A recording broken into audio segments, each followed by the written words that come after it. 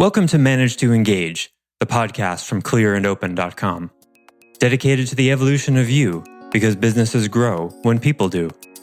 Serving leaders, managers, and people who will be, helping you reach excellence in your work and achieve your personal goals at the same time. Sign up for the free course at clearandopen.com. And you can kind of get this sense there's kind of this moving target. There's a kind of interface, right? One of the places this shows up in a really virulent way is in management. The us versus them mentality in a business is a self versus other issue. Hi, it's Joseph, and thanks for tuning in to Manage to Engage, the podcast from clearandopen.com. This episode starts a 4-part series about one of the biggest sources of conflict throughout human history, the relationship between the needs of self and the needs of other. You can still see it everywhere today, especially in business. In part 1, we explore how this conflict plays into workforce hierarchy, resulting in the game of the incentive. I offer weekly webcasts and teach live courses on clearandopen.com because I believe with the right tools, anyone can eliminate the people, money, and time problems holding them back in business. And I share parts of these webcasts and courses on the show because I want to help you too.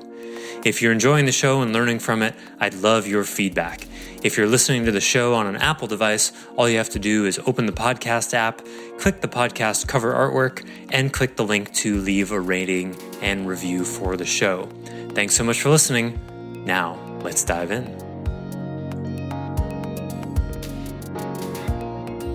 How about in the next hour, we get to the bottom and solve the penultimate, if not the ultimate, problem of humans getting along with each other? How about that? It's definitely on the top 5 list. You guys ready to do this? I mean, really, if you take this seriously, it could be life-changing. If you take it not so seriously, it'll just be kind of interesting. So every philosophy, religion, spirituality, dharma of any kind is, at least in one way, addressing one thing. And that is the relationship between self and other. It's an age-old, millennia-old problem. How to manage the needs of self versus the needs of other. The way anthropologists think it went was that the group of people who figured out how to create iron weapons, I think that was Neolithic era, that's like 10,000 BC. People who first figured out how to create weapons took everyone else's food. And they were like, hey, this hunter-gatherer stuff is crap. Why? This is before farming really took off. Instead of spending all day gathering food and hunting, we could let the other people do it.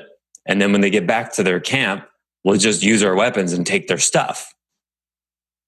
And there was no rules, there were no morals, there was no laws then. So those people thought that was a really good idea. But then what they noticed was it kind of created a community with a lot of stress. People always looking over their shoulder, out hunting and gathering and thinking, boy, when I get back to camp, someone's just going to try to take all this from me. That's no good. So eventually a kind of morality started to arise where people were like, hey, none of us likes living in this kind of state of affairs where everybody's constantly afraid of losing everything, having it taken from you. So let's not do that. So metaphysically, what's going on there is a kind of social structure, set of rules related to the needs of self versus needs of other. I mean, can you imagine you're on the road, you're driving to work and your car breaks down, you're on the side of the road. And you go, well, I really want to be on time for work.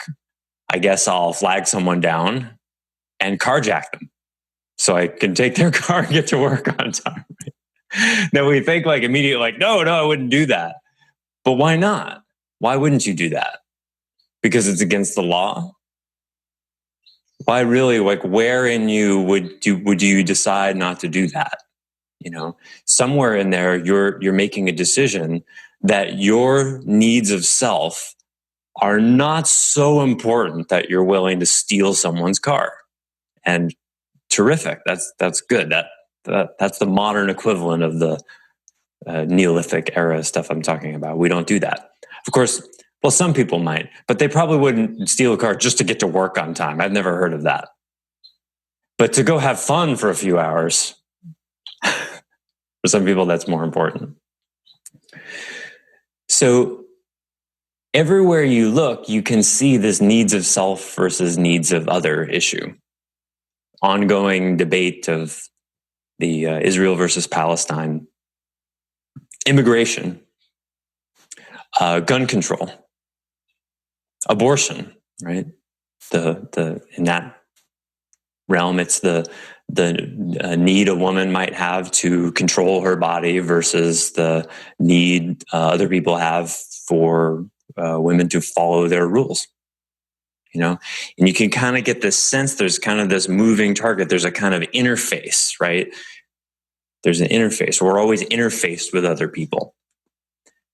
And one of the places this shows up in a really virulent way is in management. The us versus them mentality in a business is a self versus other issue, right?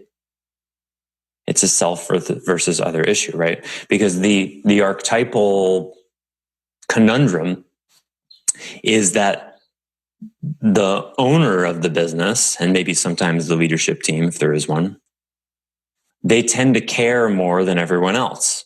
Certainly the owner, they've got equity in the business. So then they hire people to work for them, right? That's how it's framed. These underlings, they work for the owner in exchange for money. And what you usually see especially as disengagement grows more and more in this world, what you see is what I call the employee victim mentality, where employees do the minimum to get by and to do their job without getting fired, but they're not going above and beyond like the owner or leaders usually want. That's a self versus other issue, right? Because the owner has a need of self. The owner's like, I want everyone to care as much as I do and work as hard as I do and all that. And the employee mentality is, well, I don't want to have to work that hard because I want to do the minimum effort required to get my money. To self needs in opposition. So then what happens? All sorts of things. One of the things that's born in those kinds of situations is supervision. Supervision I define as making sure someone does what they already know they're supposed to do. So one of the ways supervision shows up in this classic management stuff, if you look at all the management methods and techniques and conversations and ways to do things, if you look at all that, you'll see that a huge portion of them fit into a category of trying to basically to trick the employee into wanting to work harder than they really do so that the needs of the leader's self are met and the needs, the minimum to get by strategy is somehow altered in the employee, like an incentive.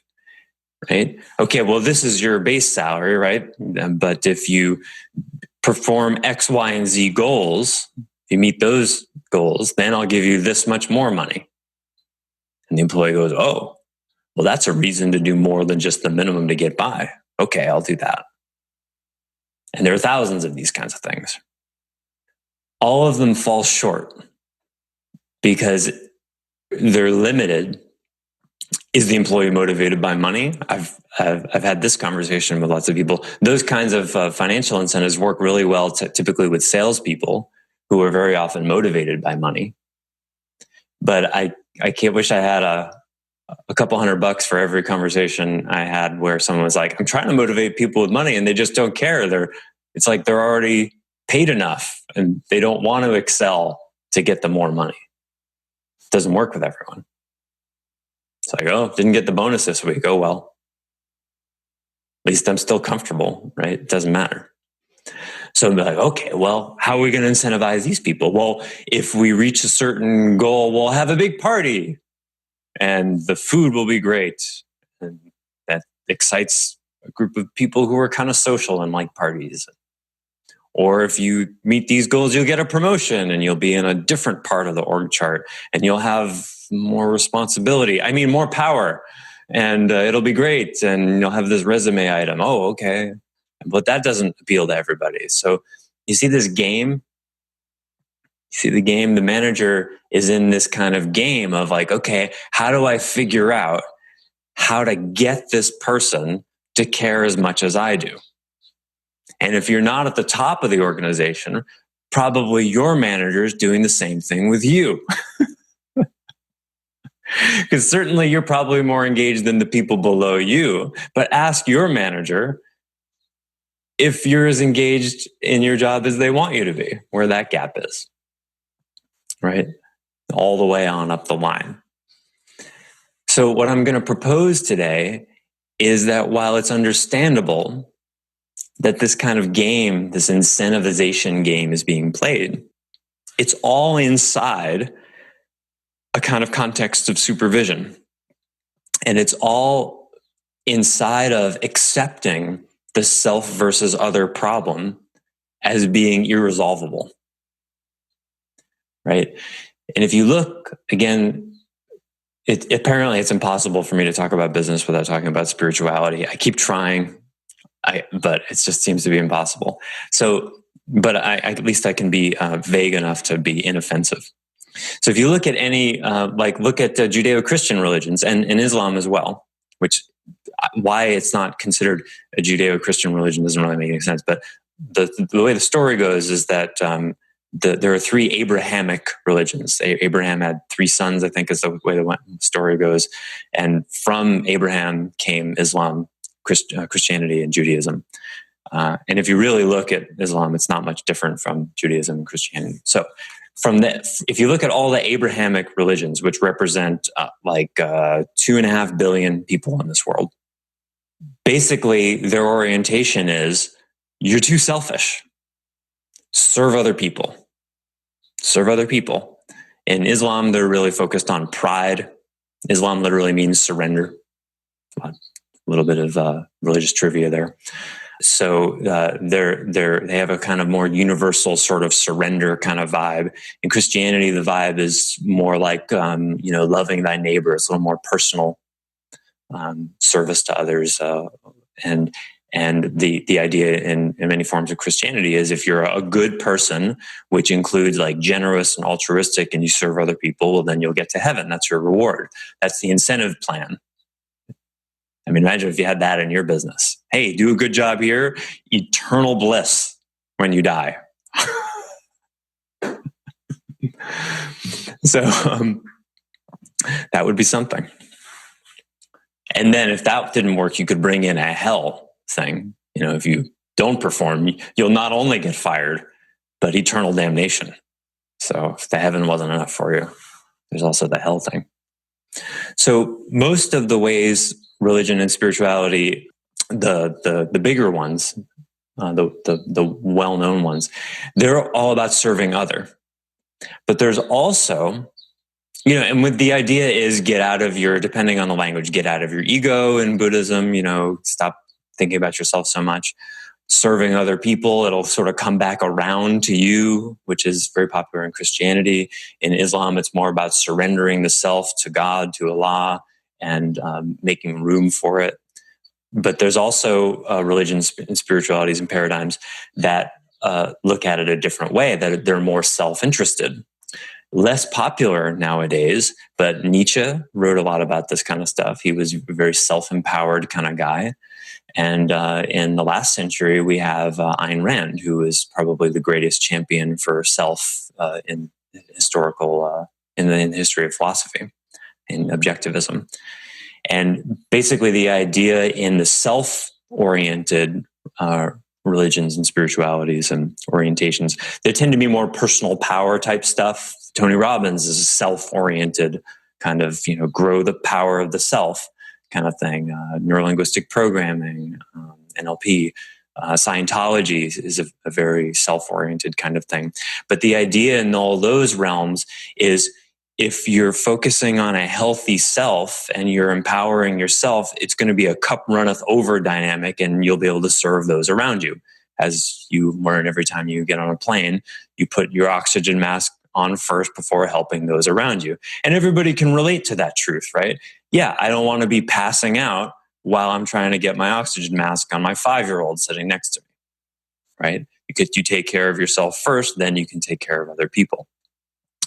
And if you approach a Christian, Muslim, Jew with that logic, which again, they may be confronted with every time they get on a plane, mostly they'll go, oh yeah, of course, you have to, you can't, just forever serve other people. You have to take care of yourself, or else everything goes to hell. So it's kind of confused, right? Because then the self-interested people would say, of course, well, yes, you have to serve other people sometimes, and you have to set aside. Some of these people certainly have children, and they realize very quickly that just because they feel like taking a walk down the street and grabbing a pint and a burger just doesn't work when you have a 6-day-old, that you're solely responsible for. Doesn't matter what you need, So you see this problem, the self versus other, self versus other, self versus other, and it plays out all the time. Just look in your own life where you have some kind of difficulty or frustration or challenge that has to do with a self versus other conundrum. Think where that is for you. Where are you under stress because you feel like there's not enough time for you?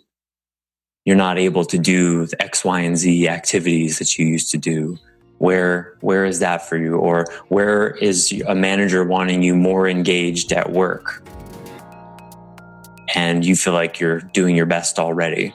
Or where do you have people who work for you and you want them more engaged and there's some tension there? Where is that? What does that look like for you? Thanks for listening to Manage to Engage, the Clear and Open podcast. Join us next week when you'll be a little bit closer to who you're destined to be. Until then, know that Clear and Open is dedicated to the evolution of you because businesses grow when people do. Be sure to visit clearandopen.com for the latest tools, articles, and free resources to help you on your journey. Thanks for listening, and bye for now.